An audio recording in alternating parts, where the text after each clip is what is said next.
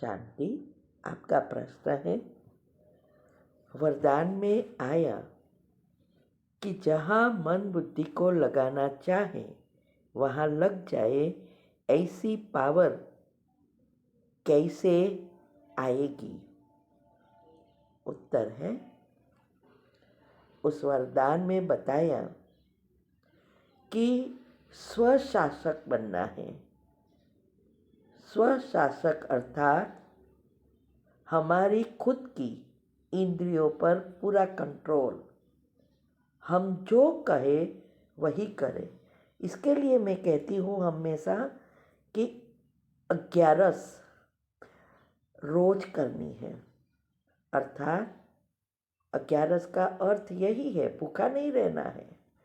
लेकिन हमारी जो 11 प्रकार के रस है, 5 इंद्रिया, 5 कर्मेंद्रिया और 1 मन, इस रस को वश करना ही स्वशासक बनना।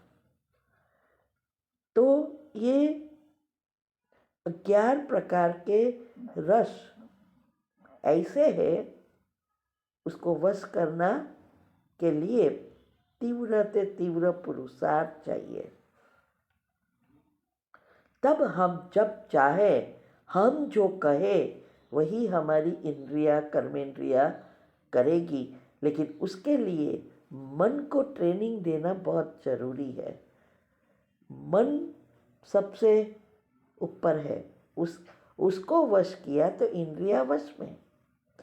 तो उसके लिए जो मैंने विधि बताई है, यूट्यूब चैनल पर भी आती है और ग्रुप में भी कई बार आती है कि कैसे योग की पहली अवस्था पक्की करनी है, जिससे फाउंडेशन पक्का होगा, पॉजिटिविटी नेचुरल होगी, 7 चक्र के लेयर्स बदल जाएंगे। तब आप जब चाहो, जहाँ चाहो, जिस चीज़ पर चाहो, उस पर अपने मन बुद्धि को टिका कर उस चीज़ को प्राप्त कर सकते हैं। इसीलिए आज बताया कि जब हमारी ये अवस्था नहीं होती, तब रूप बसंत की बात बताई कि बनना चाहते हैं रूप, माना योग लगाना चाहते हो, लेकिन बन जाते हैं बसंत, माना ज्ञान की सेवा की बातें याद आती है। तो जब तक हम ज्ञानी व योगी तो आत्मा नहीं बनते, और इसके लिए मैंने जो बताया कि हमारे पूरा हमारी इंद्रियों पर कंट्रोल और उसकी विधि अपनाएंगे, तब ये होगा। तब हम सेकंड में इस स्थिति को प्राप्त कर सके। तो नहीं तो क्या होगा, जैसे गाड़ी चला रहे हैं और सामने कुछ चीज़ आई या दूसरी गाड़ी आई, अगर हमारा ब्रेक पर कंट्रोल नहीं होता और स्टीयरिंग पर कंट्रोल नहीं होता तो क्या होगा? गाड़ी का एक्सीडेंट हो जाएगा। समय पर गाड़ी को ब्रेक नहीं लगेगा, इसकी जगह अगर एक्सीलेटर दबा गया तो क्या होगा? या टाइम पर नहीं लिया और मोड़ नहीं किया तो एक्सीडेंट होता है ना। ऐसे ही हमारे अंदर कंट्रोलिंग और रूलिंग, बाबा ने कहा ना कि मन और बुद्धि को पर पूरा कंट्रोल चाहिए। हम जो कहे वो करे कि ये विचार स्टॉप, माना स्टॉप, और अभी क्या करना है ये करो। जो कहे वो हमारी कर्मेंद्रिया करे। इसको कहते हैं कंट्रोलिंग और रूलिंग पावर वाले। तब ये अवस्था होती है, तब हम मन बुद्धि को एकाग्र कर, हमारे चाहे पुरुषार्थ में है, चाहे स्थूल चीज़ों में है, चाहे बीमारी से मुक्त होने के लिए, ये हम सफलता इसमें प्राप्त कर सकते हैं। तो ये मन और बुद्धि को अगर हमें ऐसी अवस्था बनानी है तो विधि जरूरी है। उसके लिए ही मैंने बताया है, श्रेष्ठ अवस्था या अच्छी अवस्था बनाने की विधि को अच्छी रीति अपनाओ तो बीजरूप स्थिति नेचुरल हो जाएगी।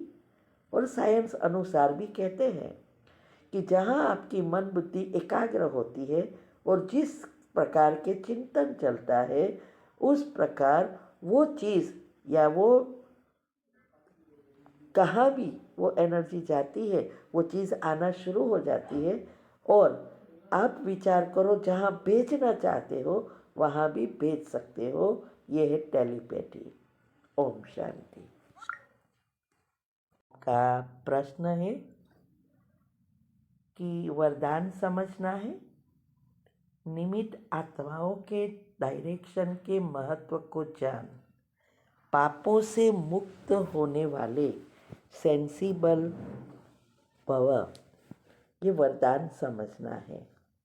उत्तर है, बाबा ने आज जो कहा कि जो सेंसिबल अर्थात जो इस ज्ञान को जिसने गहराई में गए हैं वो कभी भी ऐसे व्यर्थ संकल्प नहीं चलाएंगे, क्योंकि निमित्त आत्माओं प्रति पूरा निश्चय होता है। ये बात जब ब्रह्मा बाबा थे, दादिया थे, तब की बात है। क्योंकि ब्रह्मा बाबा को पूछते थे तो ब्रह्मा बाबा जो जवाब दे इसके लिए बाबा ने बताया है। तो ये कि भाई वो कोई भी चीज़ का प्रॉब्लम है, कुछ भी है तो आप पूछ सकते हैं, वो निमित्त है। लेकिन और वो जब कोई भी फैसला दे या आपको कुछ भी आंसर दे, अगर उसमें कोई गलत भी हो तो भी बाबा कहते हैं वो आपको पाप नहीं लगेगा, क्योंकि भगवान ने उसको